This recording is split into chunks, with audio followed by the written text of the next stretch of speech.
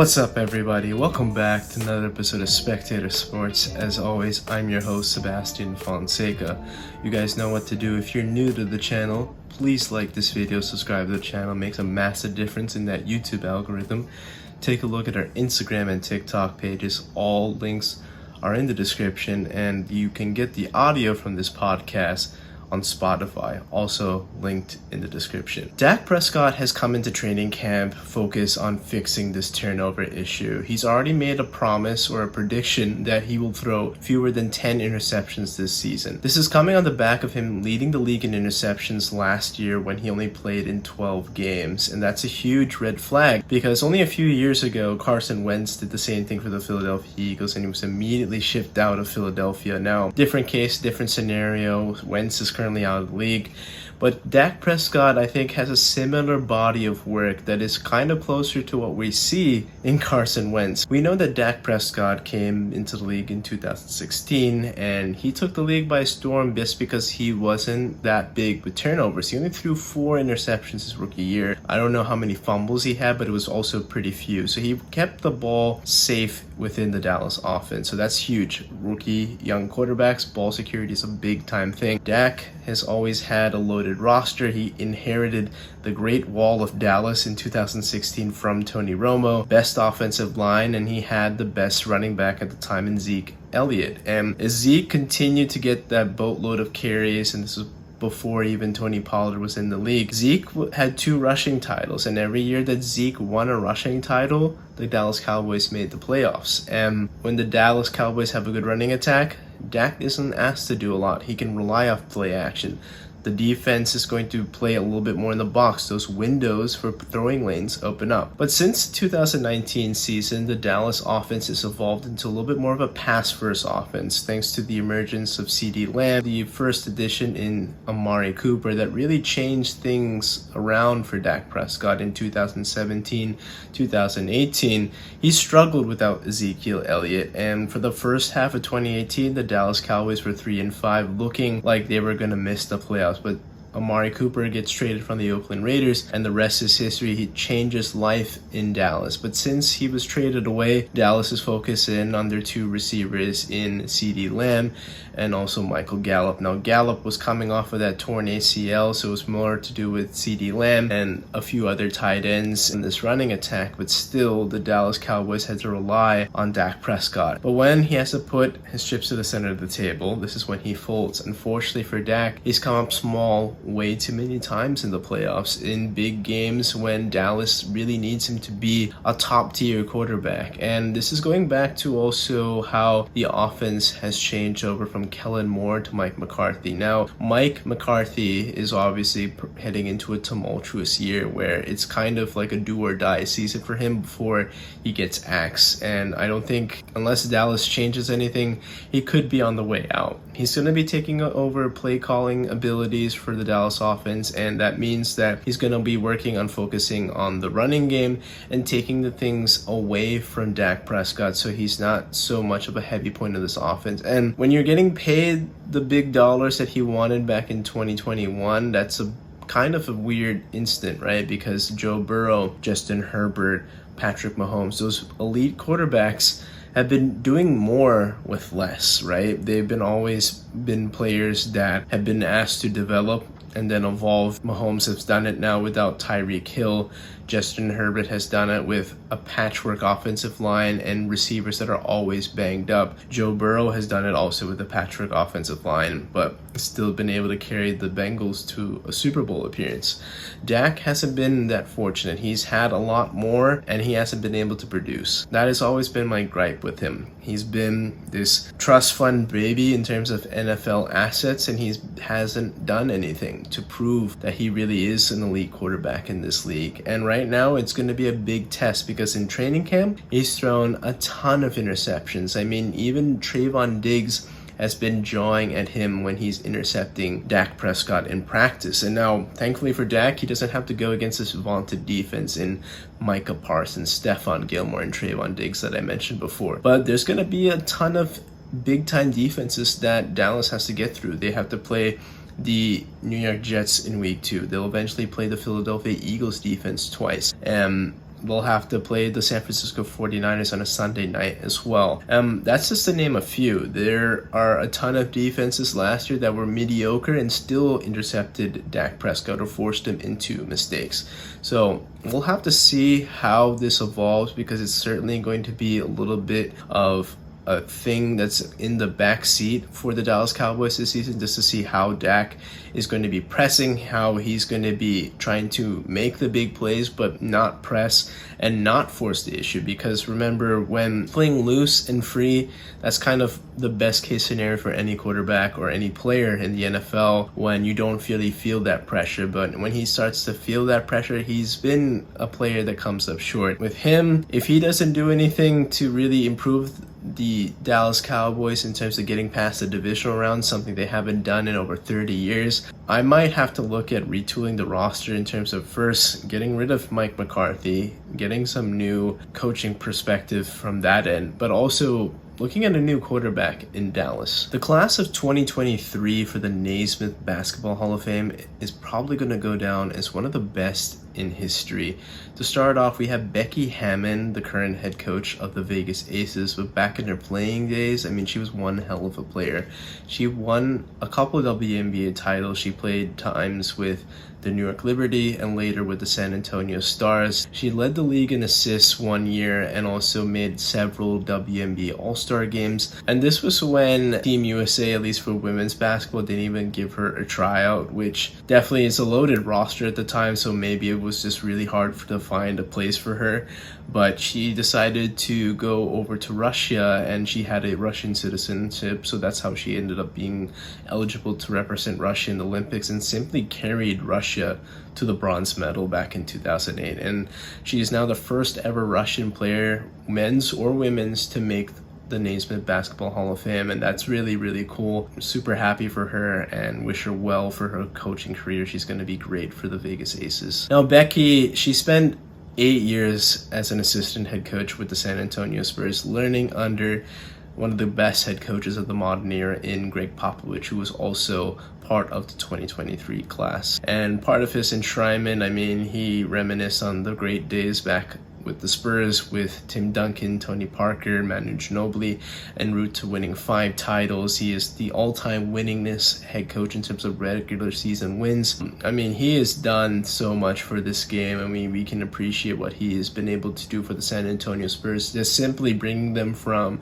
a team that maybe wouldn't be anything special to now one of the most world-class organizations, thanks to him, his partnership with the front office, and also bringing in an international flavor to the NBA. And now with French phenom Victor Wembanyama joining them, it's going to continue to add to his legacy. I'm really excited to see what he has in store to help Wemby's development in the NBA. And this goes now to Tony Parker, probably the original, most famous French player ever to play out of the NBA. And he was a player that was so iconic with the Tony Parker spin cycle. I know those mid-2000s, the early 2010s, he was one of the best point guards in the league, just so dynamic in his play creating ability. Not the best jump shooter, even deep three-point shooter, but very reliable in clutch situations. You knew whenever his number was called upon, he would deliver,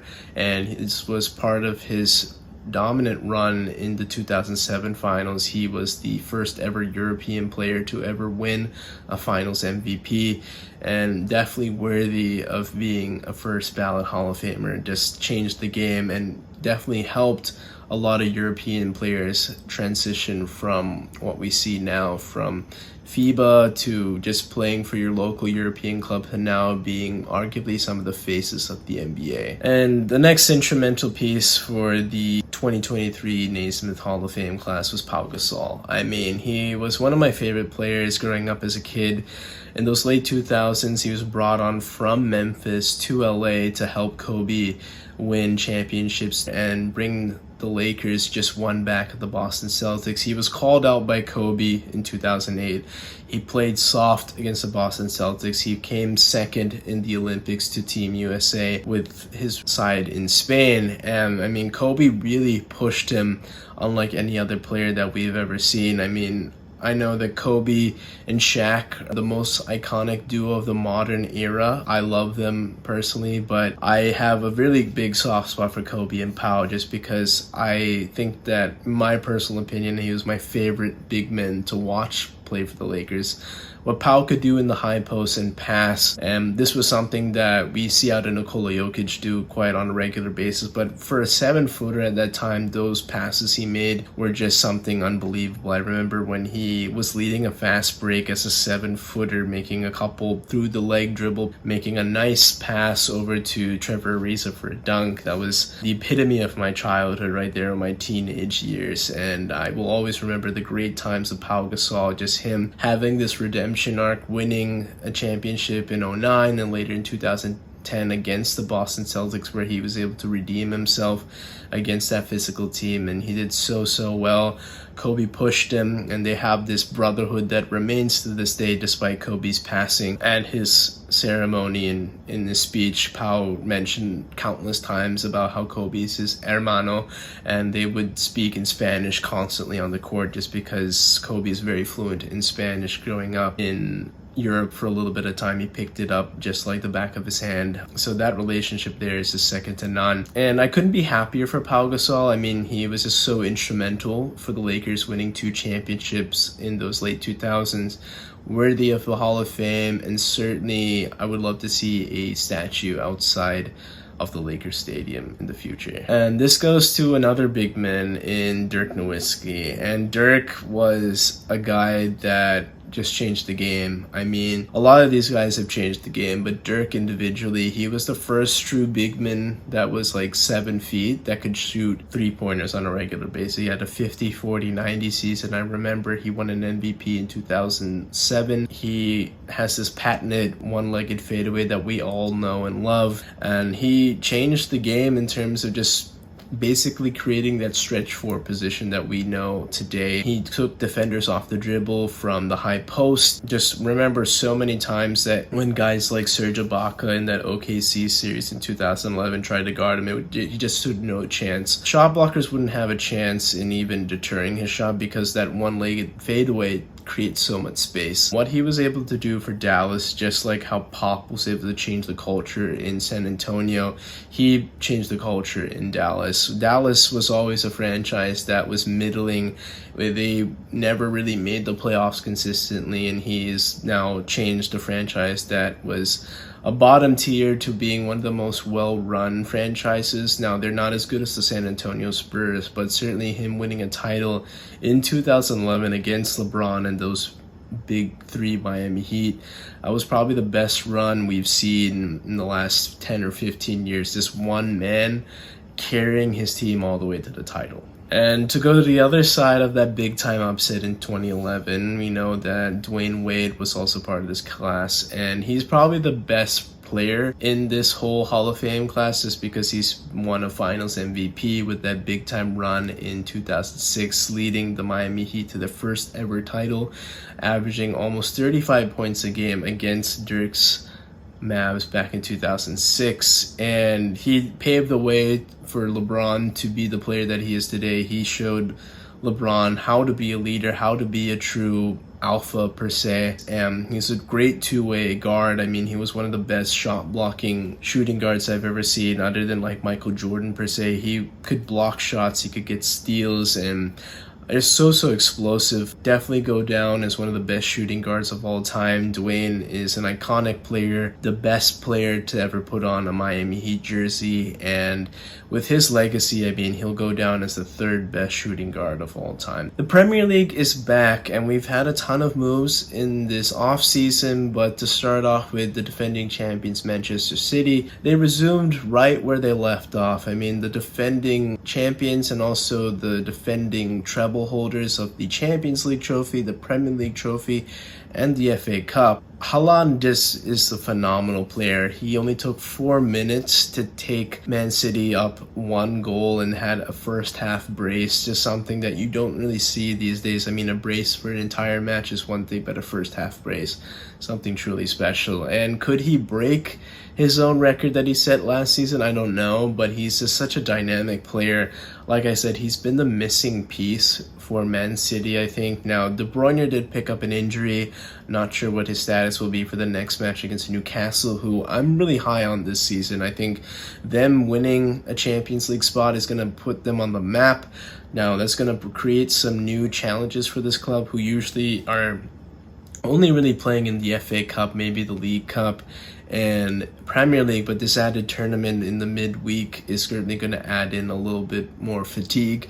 But certainly Newcastle is going to be up for the challenge. I would say they're dark horses to continue to play in European football. I don't know if they're going to make Champions League again, but certainly I would have them amongst the Europa League contenders, that's for sure. The biggest matchup we had in this match day 1 weekend of the Premier League was Liverpool and Chelsea, and at the Bridge, I mean, it's a big time atmosphere. They're excited about the new manager, new signings, hopefully trying to get up from under that nightmare season that they had last year. Definitely had a challenge with Liverpool. Liverpool is the more talented team. They have aspirations of getting back to winning the Premier League after a couple years of a drought. Certainly a disappointing year that they had last year, but they got off to a really good start. They made a nice goal within the first 20 minutes, and they were continuing to be on the attack. And I thought once Mo Salah scored and it was 2-0, it was over, but VAR saved Chelsea. Mohamed Salah was offsides by an arm, a head, whatever you want to call it, but he was offsides as VAR confirmed, took that goal off the board. So it remained 1-0, and then Axel Diazy for Chelsea, who's a defender, actually contributed a goal. And this was classic Chelsea that we've seen the last 2-3 seasons, where a defender contributes in the goal scoring attributes there. Definitely something to keep an eye out for. I think now with a new manager in Pochettino, I think he'll be a really good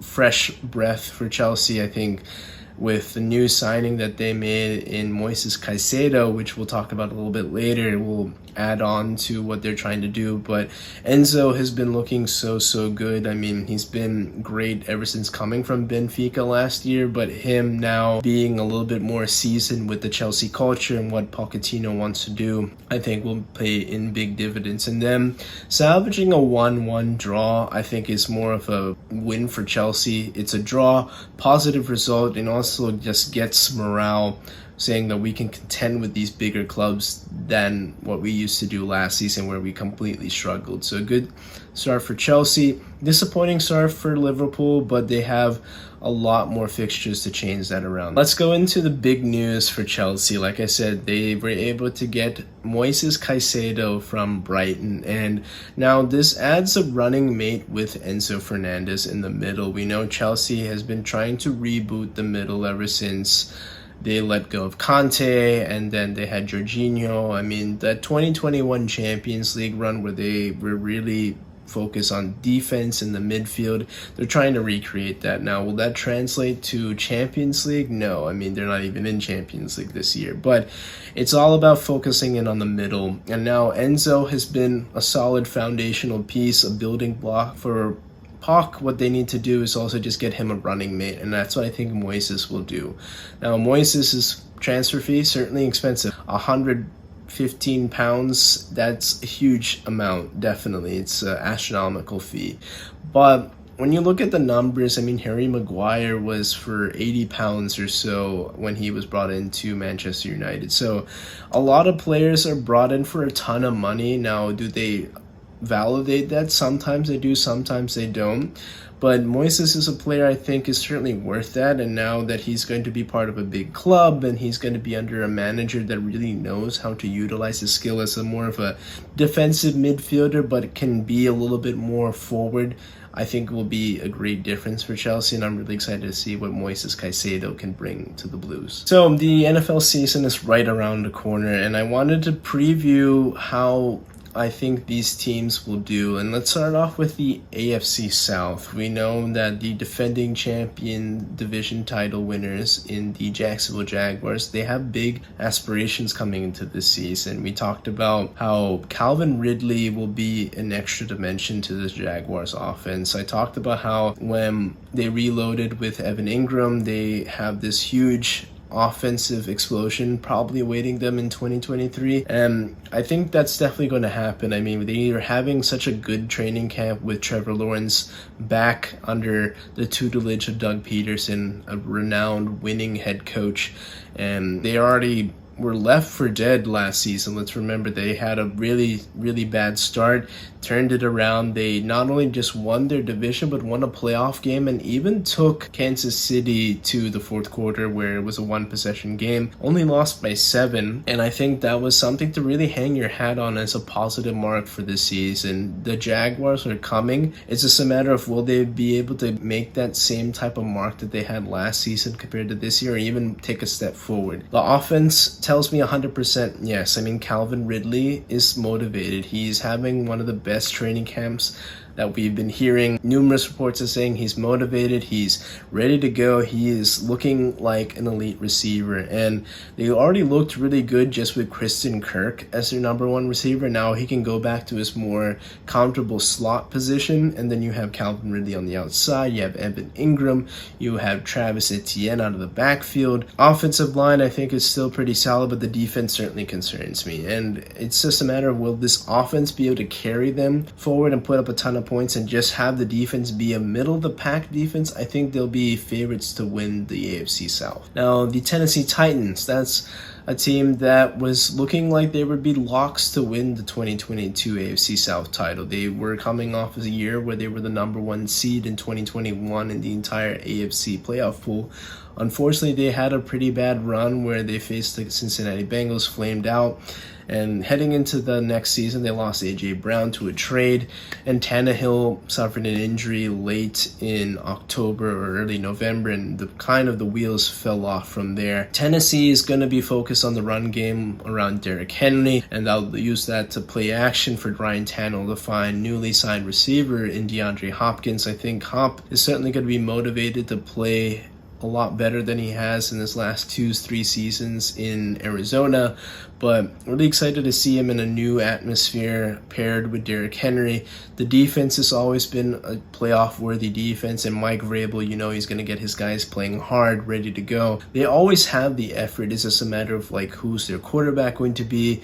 Certainly, if a healthy Ryan Tannehill is there, definitely there'll be threats to make the playoffs, but I still give my nod to the Jacksonville Jaguars just because they have the talent, they have the best QB, and I think the more proven head coach so far in Doug Peterson. The Houston Texans are certainly going to be a little bit more of an exciting story compared to what they have been the last 2-3 seasons. Ever since Bill O'Brien traded away DeAndre Hopkins for just a second-round pick, the wheels have fallen completely off in this franchise. I mean, he was fired that same season. Their quarterback had off-season issues, and then he was suspended for 2021 and then later traded away to Cleveland, and now they had to reset. They had a couple of coaching hires that didn't really work out, and now they brought in DeMeco Ryans, and I'm a big fan of DeMeco. I mean, he is a former player, is a linebacker. That's one of the most intelligent positions that you'll ever play, is the Mike linebacker. You're the quarterback of the defense.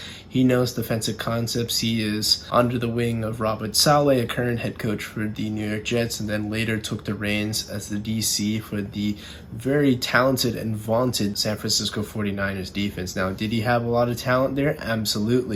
But that's a lot of coaching concepts there, and that's application to those great coaching concepts. So I don't think he's really riding the coattails. I think he's always had that. Now he gets to make his own mark with the Houston Texans, and they're certainly a team that is poised to make moves and ascend compared to what they used to be the last 2-3 seasons. They already got their franchise quarterback in CJ Stroud, at least they hope. I think he'll be pretty solid. I think he has a lot of nice surrounding pieces. Remember, they get back John Menchie, who was suffering from cancer. He's cancer-free now, so couldn't be happier for him. And that young man will be joining the wide receiving room for them. They already have Dameon Pierce from last year. He was an angry, strong running back. I think he'll be great. The Houston offensive line is pretty solid. They have some pretty good building blocks there. And them drafting Will Anderson after double dipping in back-to-back picks in this year's draft, I mean, that was a chef kiss move there by their GM. After a couple of strange picks, now they have stockpiled assets for the future and also been able to focus on the right now. Will they make the playoffs? Hell no, they won't. But certainly primed for the future. I think this is going to be a slow rebuild, but compared to the last 2-3 seasons, they seem to have some direction now.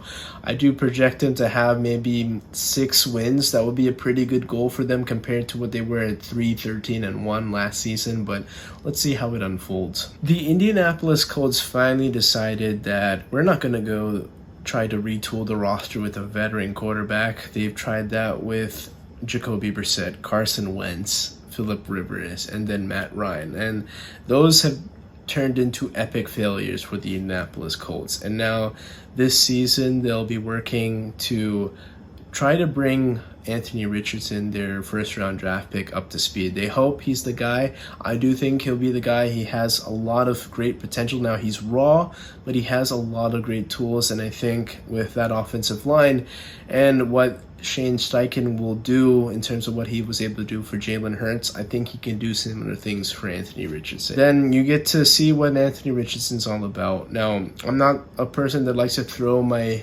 rookie quarterback off into the deep end, but I understand reps are important.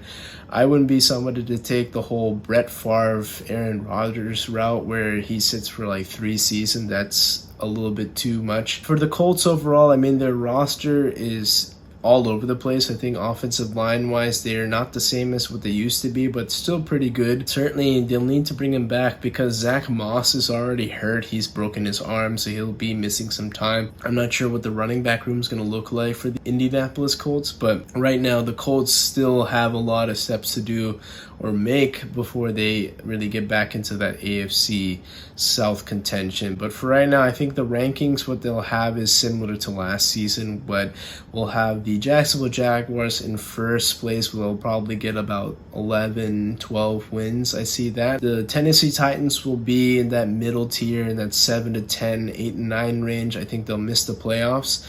Houston Texans, I'd love them to get 5-6 wins. And then for the Indianapolis Colts, I think they take out the bottom part and they'll finish with like 4 or 5 wins, but they'll be in last place in the AFC South. So that's it for this episode of Spectator Sports. Thank you so much for tuning in. I greatly appreciate it. Take a look at our Instagram and TikTok pages. You can get the audio from this episode on Spotify. All links are in the description, and we'll be having more previews around the NFL, a future episode with a guest co-host. And until next time, thank you so much for Joey for editing these pods, and I'll catch you on the next one. Take care.